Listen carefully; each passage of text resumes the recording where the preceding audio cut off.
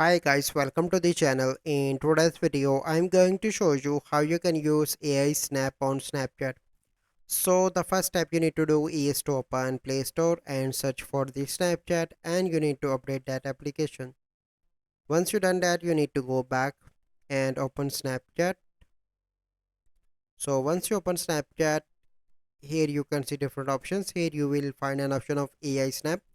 So currently it is not available in my country, but if you find option here, you simply need to click on that AI Snap, and you can use that to generate AI images. And in the future updates, it will be available for all the users of the Snapchat.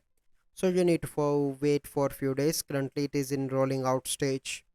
So I hope you find this video helpful. If you find this video helpful, must like this video, subscribe to our YouTube channel for future videos. We'll see you in the next video.